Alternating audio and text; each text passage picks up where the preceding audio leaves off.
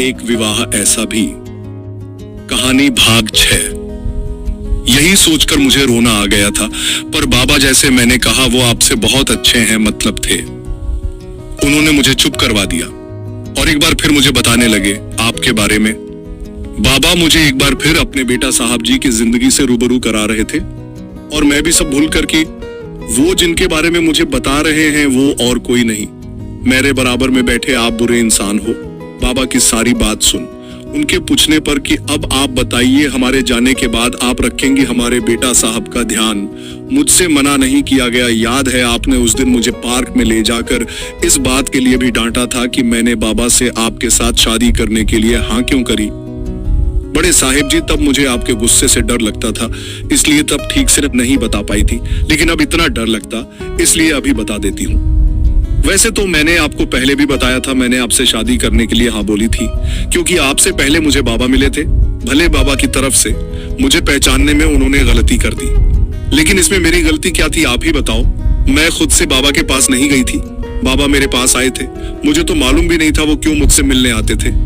मुझे बस तब उन्हें देख यही लगता, अगर मेरे बाबा होते वो भी उनकी तरह होते। और ऐसे आपके बाबा को अपने बाबा मान मैं उनकी कही हर बात ध्यान से सुनने लगी और बस ऐसे ही उनकी बातें सुनते सुनते उनकी बातों में होने वाला सिर्फ आपका जिक्र समय के साथ मुझे भी सुनने की आदत सी हो गई थी। आपको देखकर भी नहीं जानती थी कि बाबा आपकी बातें करते हैं और फिर भी मुझे आप अच्छे लगने थे। क्यों? शायद इसलिए क्योंकि तब मेरे साथ की हर लड़की के ज्यादातर बॉयफ्रेंड थे, आशा का भी।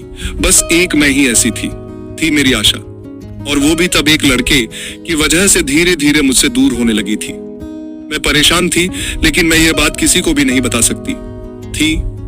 कोई नहीं समझता मुझे तब, जैसे शायद आप अब भी मेरे बताने पर नहीं समझ पा रहे। ऐसे में मैं बाबा से मिली और उनका बार बार एक ही बात कहना, आपसे उम्र में थोड़े से बड़े हैं लेकिन हमारे बेटा साहब बिल्कुल आपकी तरह सुलझे हुए और प्यारे हैं। बहुत बार खुद से ही मना करने पर भी मेरा ध्यान आप पर जाने लगा। मिले नहीं थे तब हम, कभी सामने से मुलाकात भी नहीं हुई थी, लेकिन फिर भी आप मुझे अच्छे लगने लगे थे। बात आपको अजीब लगेगी, लेकिन आप चुपचाप सुन लो। बाबा से मिलकर एक तरीके से तब मेरी जिंदगी में वो कमी नहीं रही थी जो मुझे सबको देख खुद भी उस वक्त एक बॉयफ्रेंड की होती थी। बाबा मुझसे बहुत बड़े थे, लेकिन फिर भी मुझे उनसे बातें करके बहुत अच्छा लगता था। आपको एक बात और बताऊं, मुझे रोज डे पर पहली बार जिन्होंने रोज दिया था वो और कोई नहीं बाबा थे। बाबा और मेरी दोस्ती उसी दिन पक्की हुई थी, जिसके बाद हम पक्के दोस्त बने। और बड़े साहिब जी, इसी दोस्ती की वजह से मैंने आपको शादी के लिए हाँ बोली थी, लेकिन जैसा मैं थोड़ी सी पागल हूँ, बाबा को खुद से मम्मी पापा के मोबाइल नंबर दिए। आपसे पूछा आप मुझसे शादी क्यों नहीं करना चाहते। इस सब के बाद जब मैं घर पहुंची, बहुत देर बाद मेरा दिमाग घूमा कि ये मैंने क्या कर दिया। आपके कहे मुताबिक बाबा घर आ गए और उन्होंने आपके साथ मेरी शादी की बात पापा से करी।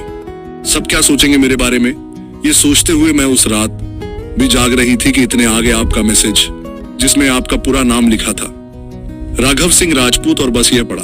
शादी वाली बात भूल मैं ये सोचने लगी, आपका नाम तो आपके गुस्से से भी भारी है। इतना भारी भरकम नाम कोई कैसे लेकर घूम सकता है। उसके बाद मैं कब सोई थी नहीं याद। बस इतना पता है सुबह जब जागी थी अपने घर पर बाबा की आवाज सुन, पहले तो मुझे यकीन ही नहीं हुआ था बाबा घर पर कैसे।